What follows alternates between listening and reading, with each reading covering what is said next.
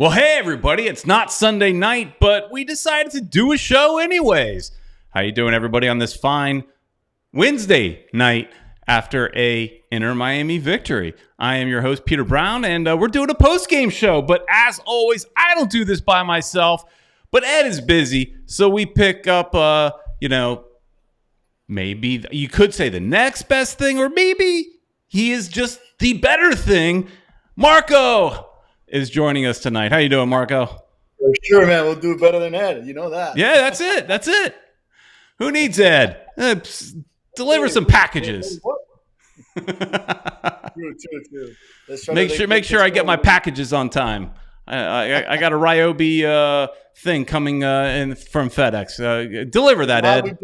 Now we blame it on Ed. That's it, man. That's it. If I don't get it, it's Ed's fault. It was broken. It's got to get fixed, and now I'm waiting for it to come back. So we don't do a lot of these post game shows, so I don't know how many people are going to pop in. But anybody that's joining in, say hi, and we'll get to that. We're going to go through our sponsors real quick, but we're going to do it just that real quick because this is not the Sunday show. This is a brief, short, probably.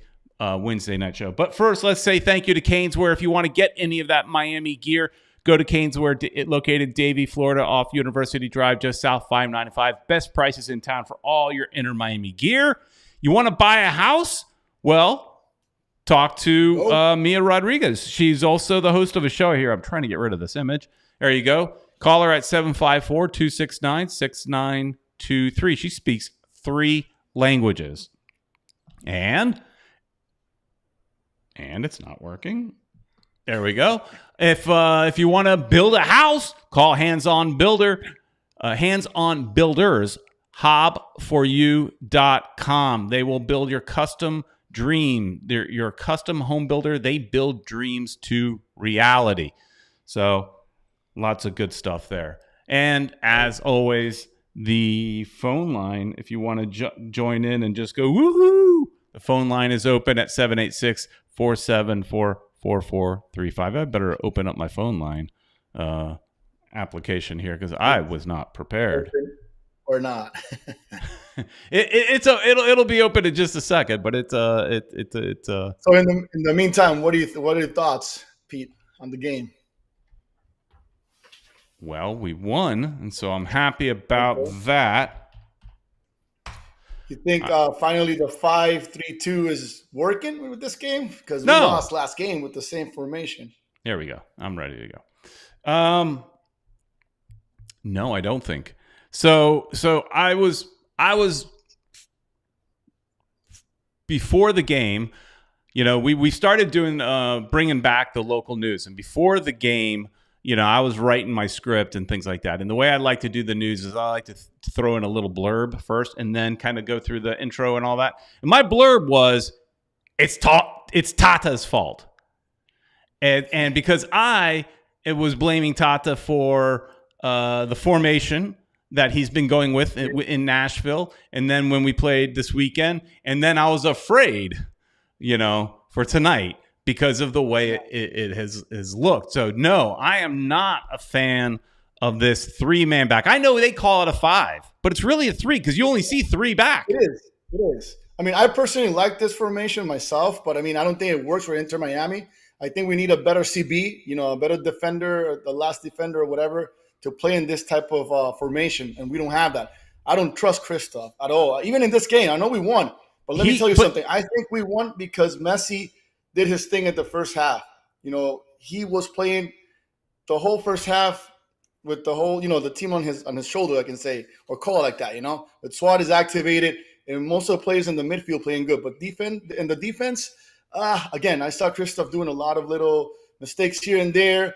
Maybe Avilés trying to create some solutions on the back of this guy or whatever. I don't know. I don't like Christoph at all.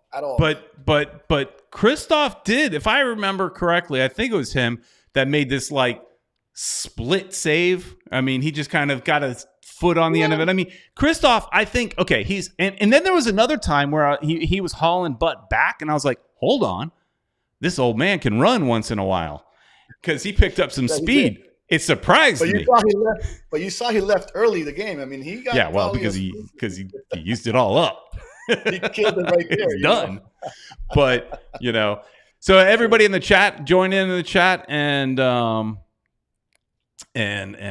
we've even got Football Miami TV. So also, if you guys are watching on Twitter, in the past, we weren't able to see any Twitter comments. We can now because there is a update in the software. So that's a good thing. So yeah, if you're in the chat, get active, and we'll talk to you. So in the chat, we're started off here talking about the formation. Louis Rodrigues, watching on Facebook, says 3-5-2, not for me. So now Tata was questioned about that, and he said something to the effect, not quoting him, but something to the effect that we don't have the right personnel for a 4-man back because we don't have a natural right back. So he feels Gressel can do it. Yeah, I mean, he's done a great job, man. I mean, we have been playing him on the right several times, and he still does good defense. He runs up and down. He doesn't stay up like Gentley used to do. I don't know. I think you don't change a formation that you already have winning for, like making a good participation the first 3 games. Right. And then out of nowhere, change it for nothing. It's like too complicated. It makes it. I personally think the players will get all confused in the field because, you have 3 games in a row playing in one specific way, and then out of nowhere you change it to a different formation. It's like, I don't know, man. It's makes me doubt a lot what he's talking about. These guys are pros. They're not getting confused out there. They're professionals. They're not confused. They know how to shift from formation to formation. I mean, players change formation in mid-game if they're doing it right. I don't think we usually do that. But so I'm not. Players aren't going to get confused. They've been playing in the 3-man back for several weeks now. Or at least 2. Several games, 2 weeks. So they're not getting confused. I mean, finally we won with this formation. Finally we had a good result out of it. But usually when we did 5-3-2, the last time we won with this formation that I remember was with Dallas. Or was it a tie? I don't even remember last year. We remember. Got some Tank in the chat. Yedlin was not missed. I haven't missed him since his departure.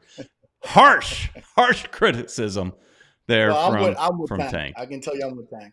I'm okay with Yedlin leaving. You know what I started getting concerned with? So Calendar has not had a good last couple of games. That's true. I am a Calendar fan. Me too.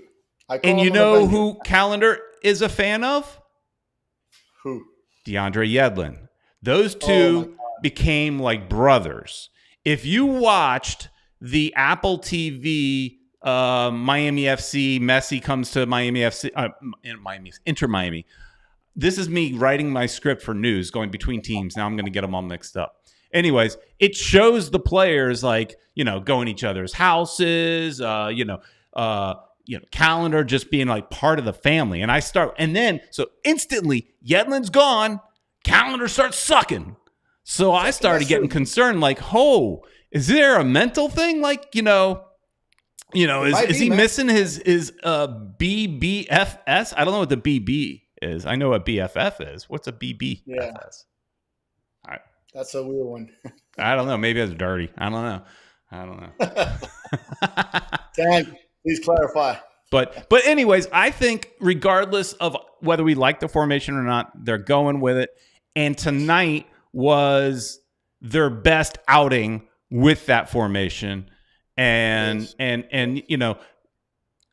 yes, Messi had a good game. Messi did obviously play a part in both goals, because that first goal was what? Alba, Messi, Suarez. Messi, Suarez. But I mean, the last 3 touches was Alba, Messi, Suarez.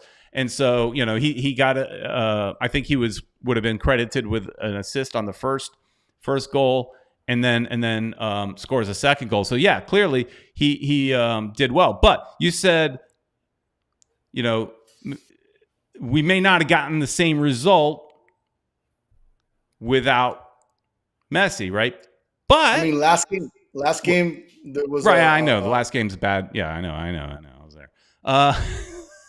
But they did score a goal without Messi, And our boy Robert Taylor coming up big with an assist from Suarez. And that, if the game had ended there, it would have been 1-1. We still would have moved on. So I don't know. That's true. Man. But of course, Messi does make a huge difference when he plays. Yeah. You can still see, like I was going to say that. That's a fact. I mean, when Messi's on the field, you'll see the difference, Yeah, for sure. Best bros forever. There you go, Tank. Best bros forever. Yeah. I didn't know what that meant. Sport ticks. You're making Pete think dirty things, man. I just think, man. I think when Tank throws something up there, I don't know where his mind's at. Messi is GOAT. Sport ticks. I agree with Louis Rodrigues here. The assist from Suarez was beautiful. Yeah, it's not the first time, man. I mean, he got good. This guy can center. We can see that. The way he centered for the goal that Messi made. Was it on the first game? And then now you can see he puts the ball right there, man. He knows how to center. All right, let's get to this question because Juan Diaz asks the question that I was asking in the 50th minute. Is Messi injured? Did he come out of this game? Here's the thing. I don't think there's so much as an injury in the game because nobody commented on him like holding his leg, motioning to the sideline or anything. It is weird that he wasn't taken out at halftime if he was going to come out. And the 50th minute is a weird time to take him out. But it did make me wonder, not so much did he get injured in the game, but that he's got some lingering effects from the last Nashville game where I forgot his name, the blonde hair guy from Nashville just tried to break Messi's leg. Yeah. And then Messi was seen, icing his leg throughout the week. So you do have to question and wonder, is he injured? It could be, man. After also he got when he fell, I think it was Lovitz who did the fall for the first free kick. I mean, could have affected him too because he was already lingering, like you said. Are you concerned? Do you think it's nothing or do you think it's something?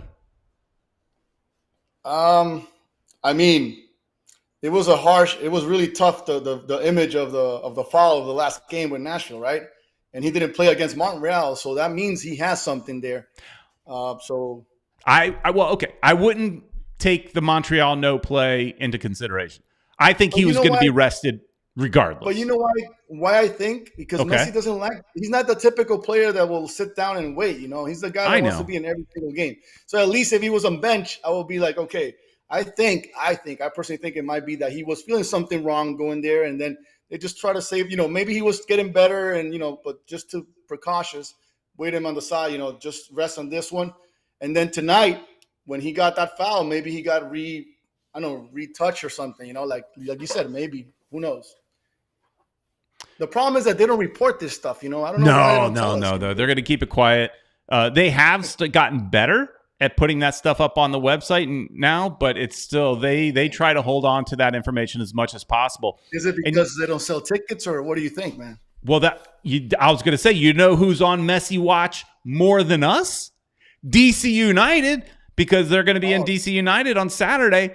And DC United, I am sure, I don't know for a fact, but I am confident that they raised the prices of that game for single game tickets, And so you're going to have a lot of people that paid a lot of money to go see Messi, and we're going to have another Hong Kong situation where he doesn't play and the people in our nation's capital are pissed off because they didn't get to see Messi. That's a good possibility.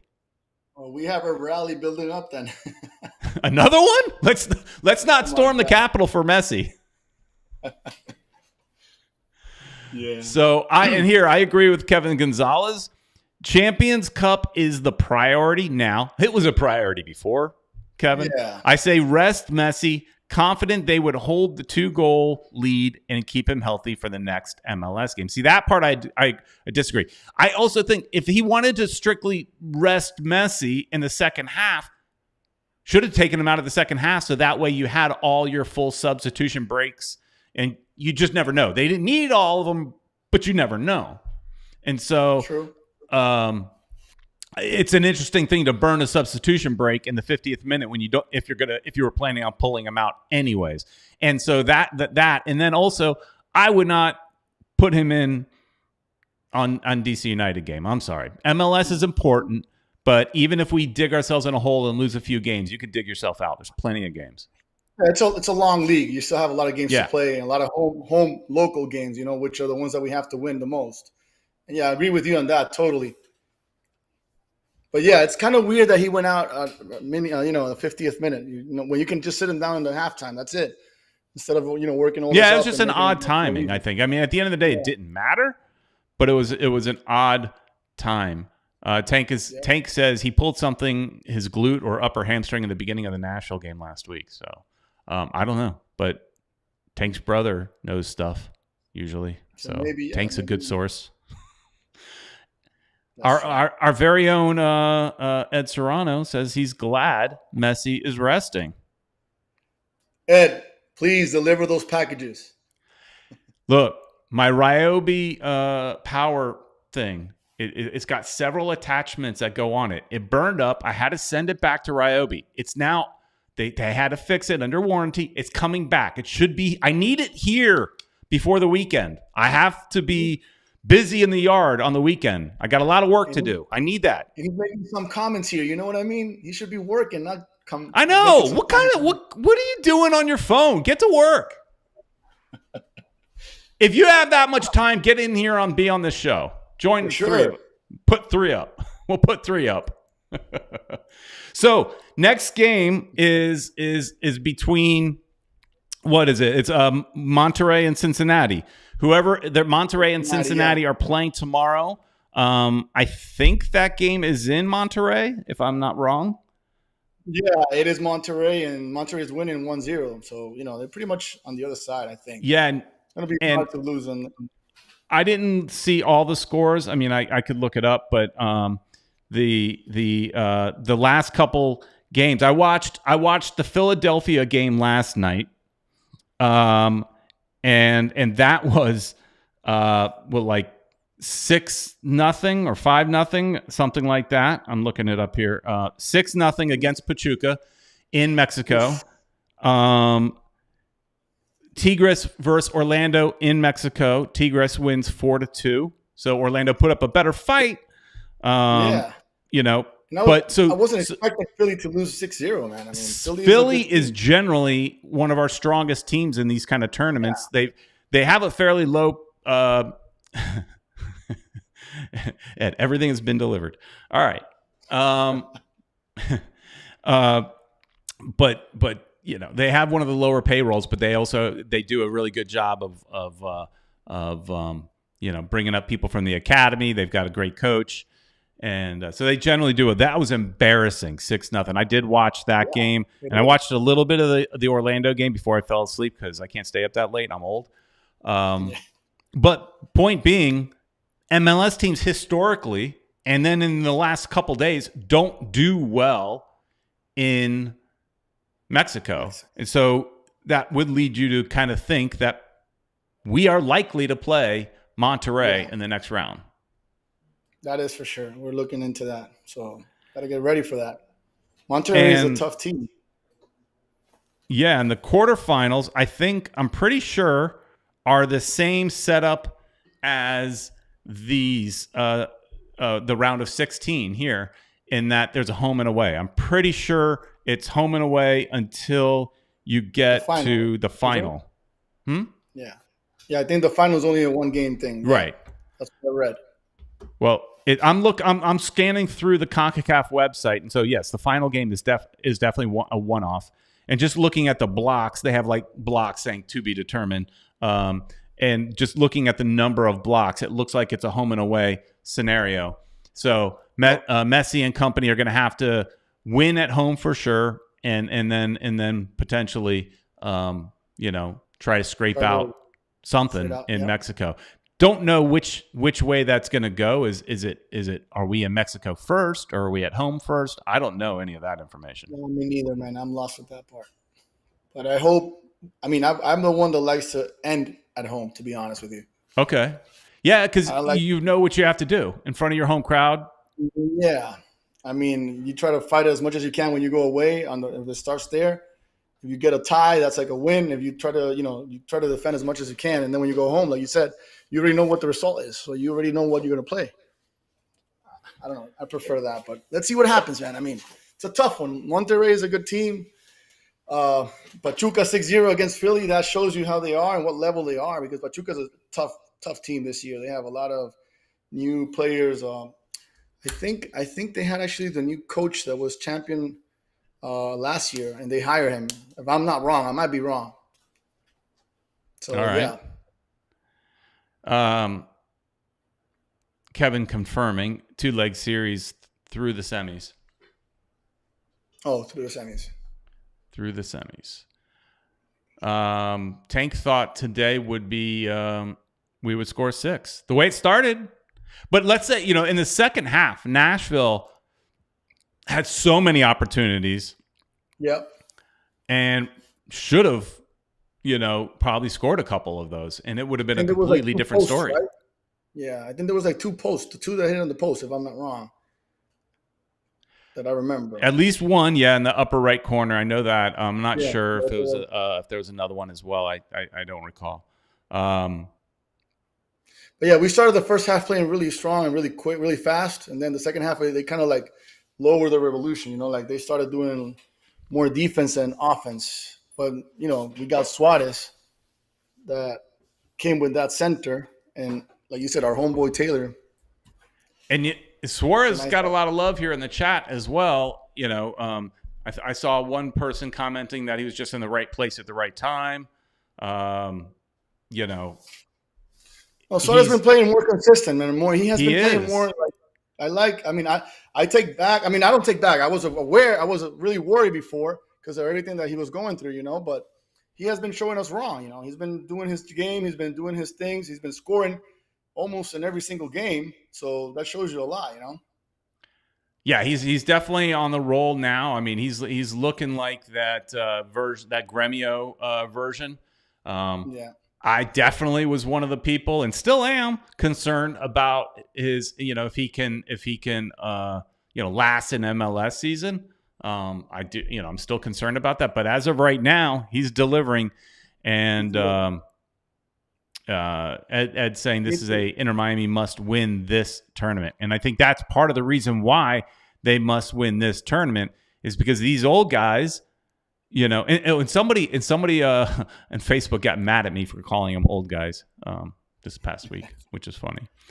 I don't know if they can. And also, with Messi having international duty coming up, he's going to miss some MLS games. So which puts more importance on this shorter tournament. Yeah, he has a Copa America coming up, and let's see what happens with the Olympics too, man. I don't know.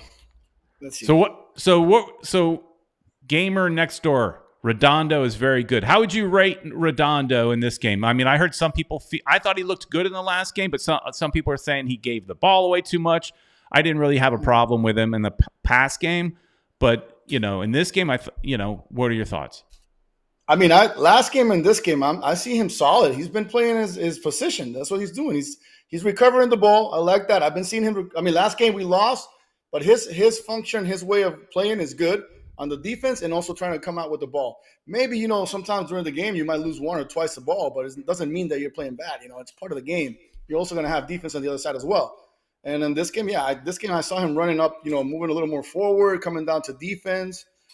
I like Redondo. Redondo's doing a really good job lately, man. The last 2 games I can say he started on his first game, he started a little lost. But these last 2, he's been really into it. You can see the focus.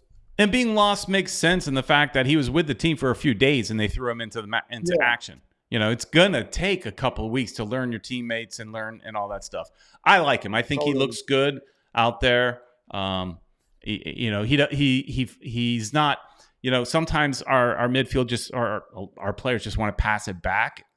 He's quite often looking forward. I like that. He does pass back too. Everybody does a little bit, but but you can see him. You can see him, like you said, he's trying to look the game with his eyes around. And let's see what else we got in the chat. Redondo is good. What'd you think of Gomez? Gomez is playing better. Gomez is starting to look like that Olympic Gomez. I'm telling you, I really like what I've seen.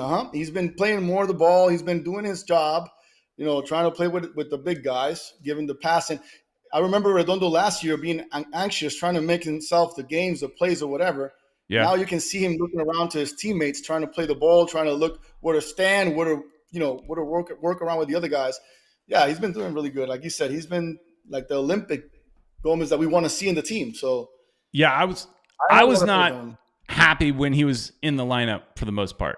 Like, because he, it felt like Tata was force feeding him down our throats. Now I'm starting to see maybe what Tata saw. I think he's, he looked great. I mean, he's, a big part of that Messi goal that happened. Totally. So, totally. He's definitely not afraid to go forward, take people on, stuff like that. So, but I think last year, like I told you, he was anxious to do the plays himself. But this year you can see him playing more with his teammates. He's like trying to look around as well, like trying to see where to stand, where to pass the ball, doing more like teamwork than last year, for example. Tank is commenting that he loves our academy players, but Gomez and Ramondo are greater than Ruiz and Cremaschi. So yeah, Cremaschi had such a great year last year. He might find it hard to get in the lineup now when he comes back from injury. I mean, we have to see what type of formation we're going to keep playing, and also if we go on a 4, maybe Gressel comes on the right back, and then we need another midfielder because Gressel's been doing a lot of work also on the right side. So I don't know. They're coming up. Sounds like they're bringing in a right back, and stay tuned to our news video tomorrow when I go through that. There you go. But I am going to work diligently tomorrow, tonight, and tomorrow morning. I'm going to wake up. I don't think we need an RB, man. I think we can. We need a defender, a central back, man. No matter what, I totally disagree with this. I mean, we have Gressel and Reese. I know people complain because these two players are good midfielders. I agree, right? But at the same time, they have done a good job doing that position, So we also have Negri that still hasn't come back. But if he comes back, we have another. At this point, let him come back and then drop him. Yeah, but that's what I'm saying. But still, you have Gressel and Reese that have been doing a good job at that position. Why not keep doing it? Keep playing with them. If they're doing that good job, and then like you said, Reese is going to have a hard time finding a place to come back in the midfield because Gomez is playing really good. Redondo's playing super good. How do you fit him there? So we have some other position for him that he has been done better in the past too. Well, I think Ruiz's position is coming off the bench. It's basically what we saw in Montreal. He came in. I think that's that. When Busquets or something like that. I saw a comment. When Busquets gets tired or can't play, that's when Ruiz will play. But Cremaschi, you still have a lot of midfield. You still have Cremaschi, for example. Cremaschi is. Yeah, he's going to play on the wings, and he's also more creative and stuff like that. So I mean, he's but the funny thing is, you could say him and Taylor are similar. They could play on opposite sides, but you could put them on both the same side, whatever. Because if I remember last year, I think they played on opposite sides. But even Taylor is having a hard time getting in the starting lineup. So true. We've got a plethora of midfielders, but right back is what they're going after, whether we agree with it or not. They've got 3 candidates. One is their favorite. And Tata is still, winning games, so we have to just give it to him. He knows better than us. We just give our point of view, and let's see. I like what Ash Preetam says because it made me laugh. Robbie Robinson is right back. Find him a position, make him work somehow. Now, so that's funny because if you watch our game day vlog that Ed did, I think it's in that video where I said something about Campana being moved back to a defender. Because what was that? Well, because it's happened before. Because he does defend. And that's one of the things I like about him. He will try to score a goal, and then the ball gets taken away from him, and he'll run, 90 yards down the field to try to, tackle that player and get the ball back. I appreciate that. He's a fighter. Yeah. He runs all the way back. That's true. And going back to my precedents for this, and I'm sure it's happened many other times, but what comes to my mind was with the Miami Fusion, Tyrone Marshall. This is probably before your time.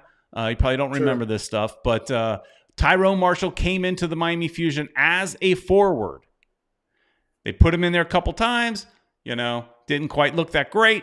They moved this Jamaican international, FIU graduate, to, I don't remember if it was right or left back or whatever, but they moved him to the defense because it was a long time ago. I don't remember exactly what position, but they moved him to the defense. And guess what? He had a very long and successful career in MLS as a defender, even though he came in as a forward. Just saying. Have to see if Campana agrees with you or not, man. I mean, he's tall. Hey, if you don't agree. I agree with you. He has the physique. He's really tall. He's strong. The guy knows how to head out, has speed. So, yeah, he could be a good defender. I agree with that. Just saying. It could work. I don't know if I'm the only one that sees it, but it could work.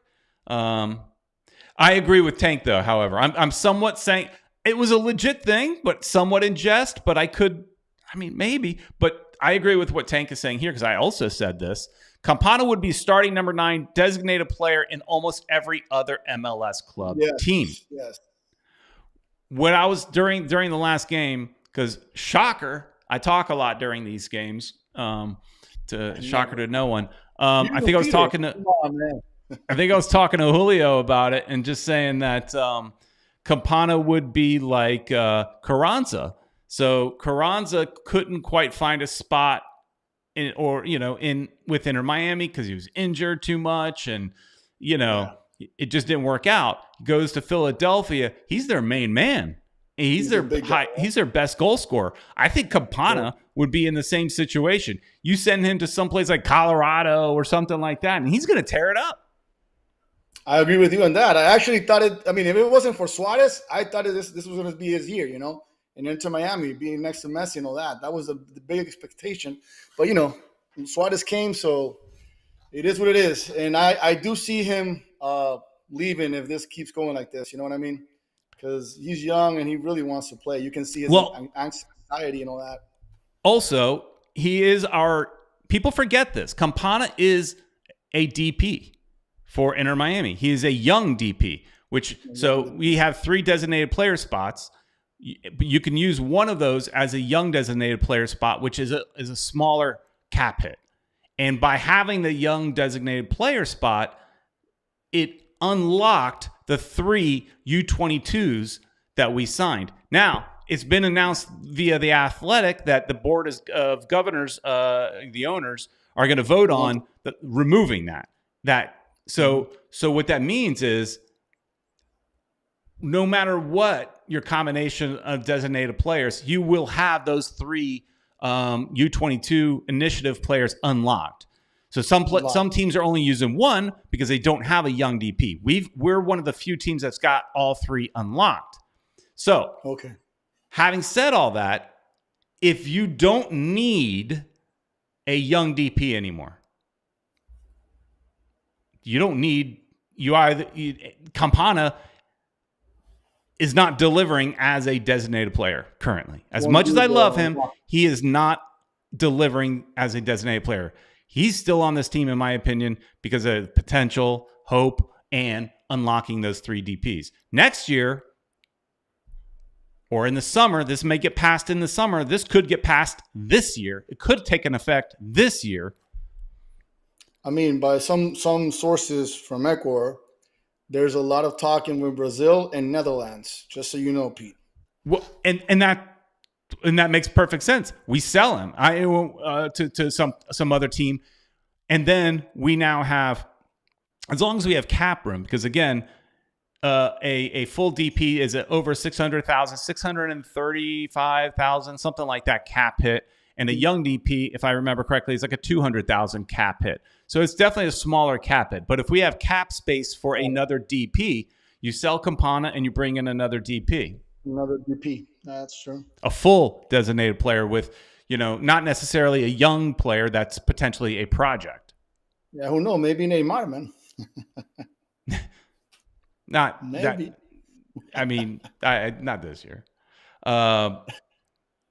Tank says, who's replacing him? Borgelin? Yeah, I want to put face on that. I mean, last game, Borgelin came in, and he showed that he can't control the ball with his feet. He's good at heading, but he's not good with his feet. I mean, I don't know how good of a substitution he is for like a full game or like a full half. Because he can make goals, with his head in the last minutes or whatever. Every time he came in, he scored. But I don't see him playing as Campana plays, like trying to control the ball, giving good passing and stuff like that, Funny thing is, here I am finding every way to either move Campana to a defense or selling him off. Meanwhile, I've got a Campana jersey. I am a Campana fan. Doesn't sound like it. But I paid to get his name on the back of my shirt. I wouldn't think you have that shirt, man, for real. Because I know the way I'm talking. Because, man, I like him as a player, but I need him to deliver. And he did better more recently. But, the little bit of time he's gotten, he hasn't. But even still, I think that's the problem. The little of time, like you just mentioned. Yeah. The little time, it's not enough for his, for a player to show, especially a forward, a central forward. Because the central forward is always waiting for other players to make the plays, and he just tries to be around to score or try to be in the right spot. You know what I mean? So, yeah. One World, One Goal said, he scored for you, Peter. I know. It's because I was wearing the shirt. You know why I broke out that shirt? Because I thought maybe Suarez was going to rest. And I'm like, Campana's going to play. Campana's going to play. Tank says, Campana and Taylor have to stay. If I remember correctly, Taylor's contract is up this year. So they're going to have to either negotiate a new contract with him. And he's going to want more money. He had a good year last year. He comes in clutch time after time. He plays good, man. I mean, he's been delivering the way he does his job right. Yeah, I agree with you on that.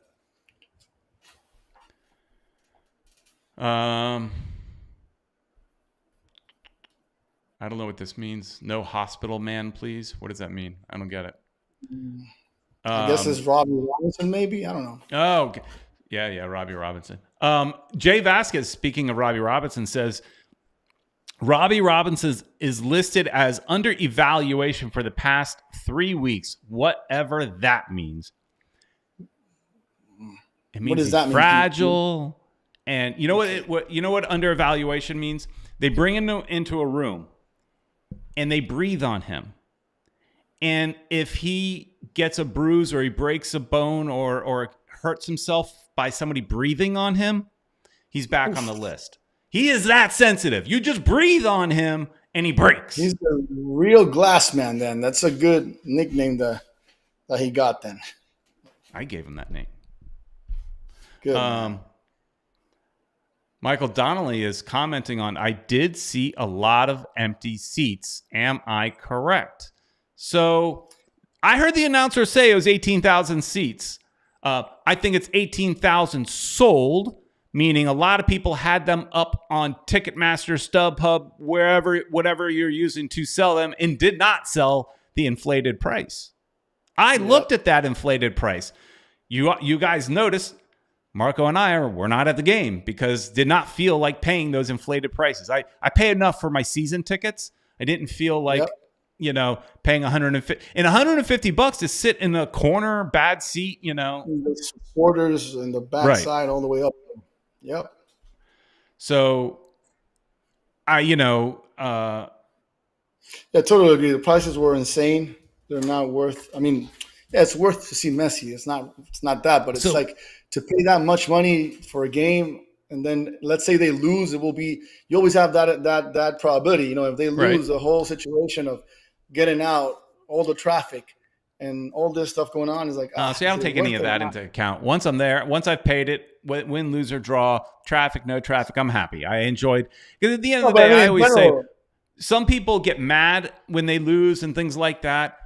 I don't know. I have a more positive output, and I'm like, I had fun, but it was great to watch a show, which is a show of the game, you know? Exactly. But what I'm saying is, like, in general, like, that's why there's a lot of empty seats, because people think about those things too. You know what I mean? So it's kind of hard. It's like, especially at the price, at the level of the price, you know? Yeah. I mean, I don't. Win, lose, traffic didn't come into my thinking, but the price definitely comes into consideration, especially if you're a season ticket holder, or if you're going to games, you're paying. My ticket went up 170%. One ticket is roughly just a little bit less, under $2,000 for the season for where I sit, and I don't have great seats. They're okay seats. You've seen them. They're okay. They're not great. They're not $2,000 seats. And that's just one ticket. You know, I have 2 seats, so I'm paying double. And so then now you're asking for me on top of that to fork out an additional, say, minimum $150, $50 parking, $200 night. I haven't even bought a drink or anything. Not taking consideration your gas. It's not that far, but that's fine. That's fine. But so it's, and here's the thing too, is I did that. The way I look at it is I did that last year. Leagues Cup, I paid for me and Ed. I think, I don't remember the exact price, but I want to say it was somewhere close around $200, a little over $200 for that first Messi game, $220. I think it might've been. Okay. For that first Messi game. And I went to every Messi home game in the Leagues Cup. And so I'm kind of like, well, I did that. You know, I paid above and beyond once. For the hype, he was new. I did it. I don't see myself doing it again. But those West seats for sure were very empty. The East didn't look too bad, but those West seats. So you know, Inter Miami, though, still made the money, because if people bought the tickets to resell, Inter Miami already made the money, so do they care? I mean, they should care because they want the environment, but they want to see the stadium full. Yeah, I mean, it gives a good impression. You're right with that. Yeah, because nobody's going to sit there and say, you know, when they come at us and go, well, you had an empty stadium, you guys think you're so great, and you got Messi, but nobody comes to your games, and your comeback is, well, no. The team made money. The seats were sold. Nobody buys that. Nobody cares. It's how did it look? And you know, it did not look good. Jose Velasquez saying Messi will not play against DC. I would agree with you. I do not see him playing against DC. Yeah. I mean, if he took him out on the 50th minute, that gives you a good reason why not make him play on DC, you know? Oh, here, Alan Watts is clarifying his comment. Neymar is called hospital man in Europe, $50 million salary to spend 6 to 8 months injured. Yeah, he does get injured a lot. He's not as bad as Mr. Glass, but he does seem to get injured quite a bit. All right. That's true. Tank is asking, what if Inter Miami bought their own tickets to resell them for more? Could. I mean, you have Tank thinking on the dark side. Yeah, I mean, true, I would say it's probably considered very unethical, but I don't think there's anything illegal about it. True. You know, True. I think it's more likely what One World One Goal is saying is people buy only to flip. They buy from Asia, Europe, etc. just to resell. You know, I think that's probably more the truth in that. Yeah, we just have Tank trying to give a little spice into it. But that's what it's all about. It's fun. You know, it's like it's like talking about spice and the drama and all that. I mean, look, I'm hanging out with my daughter this week because my wife is in Brazil. You know what she got me into? What do you got into now, Peter? Love is Blind. Love is Blind, and I'm all about it, Marco. Is it a movie? What is that? No, it's a reality TV show where people date without looking at each other. They're in separate pods and they're dating, just talking to each other, and then eventually they meet up. The intention is for them to get married. So, question is, can you find true love blind? Is love truly blind? And so, yeah, I'm all about the juicy, gossipy stuff now. My daughter got me into it. I gotta, my wife is out of town. What about if there's a game when you have to watch a show? What are you gonna do for me? I mean, we killed an entire season within a day or two. I don't know. Oh my God. Just so all this silly drama, I guess it feeds right into what I've been watching. You're gonna be and Tank is saying, no, it's not blind. Well, it wasn't for me because I'm watching the TV show going, yeah, she's cute. She's a no. She's yes. She's no. She's, so it ain't blind for me. I can see it. So, Alfredo Aguilar says, we all found true love, pink and black. There you go. That's the one. Alfredo got it right. All right, well, guys, I think this was really an impromptu show. We did not plan on doing this. We literally put this thing together 5 minutes, 10 minutes before we came on live. So, a lot of fun. We don't do a lot of post-game shows, but we've done a few, and it was a lot of fun. It is fun. We have to keep doing this. We'll do it again at the very least. Whenever, maybe when we're watching games at home, after road games or expensive championship cup games that we don't go to. True. So, True. All right. Let's just go ahead. What did you want to say? No, I was going to say, let's see what's going to happen next game. Hopefully MLS DC, we win this one. So we try to, freeze the heat a little bit. Yeah. One last thought came to my mind. Who do you want to play? You want to play Cincinnati or you want to play Monterrey? Cincinnati could still get a victory. I prefer Cincinnati. Of course, me too. Cincinnati's a very good team. The Supporter Shield winner from last year, but they're not Mexican. Yeah. And the Mexican League is in season. They're in the middle of their season, right? They're in form. We're still in the beginning of the season. I think we got the easier path going against Nashville because another MLS side that is in the same condition as we are. So, but Tank says Cincinnati and destroy Yedlin. So there we go. All right, so we'll find out tomorrow night what's going to happen there. But and also just to mention really quick, Monterrey is also first in his league right now, and in his group. So it's a strong team. I prefer Cincinnati, honestly. Let's see what happens. A new Weissman from Atlanta says Chivas cooking. Okay, hang on a second. I'm bad at ending these shows, Marco, because I get sidetracked. Yeah, There's certain phrases that start to become popular that I'm done with. Cooking is one of them. All of a sudden, I see everything is cooking. Oh, Inter Miami's cooking. Messi's cooking. Cincinnati's cooking. Chivas is cooking. Everybody's cook. Let it cook. Let it. All of a sudden, cooking is. I'm tired of cooking. Let somebody else cook. You know what else I'm tired of? Vibe. I'm here for the vibe. I'm vibing. It's all about the vibe. What are you doing? I'm vibing. I'm tired of vibing. Enough vibing. Totally agree with you, Peter. Totally agree. Anyways. Let's stop that. I had one more, but I forgot it.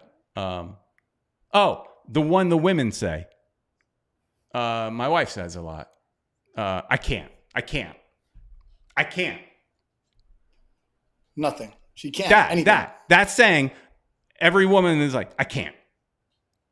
I can't. Yeah, I can't hear it anymore is what I can't. That's a tough one. Yeah. All right. I can't continue this show because, I saved the funny stuff to the end, I guess. Anyways, we're going to do this. We're going to tomorrow look for the news video. I will get it out as early as possible. Obviously, I couldn't film it. What I'm going to try to do is have that out on Wednesdays, But if there's news coming or a game on a Wednesday, it'll come out on a Thursday because I want to report on whatever happened on that Wednesday night game. So since obviously I was going to be filming it now, but we did this instead. So look for the news video sometime tomorrow. I'm going to try to get it out to you early, but it might be mid to late day. So thanks, Alan. Peter is cooking. So we'll have the news video out. And then Sunday we'll be back. Me and Ed will be back unless he's delivering packages Sunday night at 7. And then again, Monday, you and Ed in Spanish doing the same thing on Futbol Miami TV ES.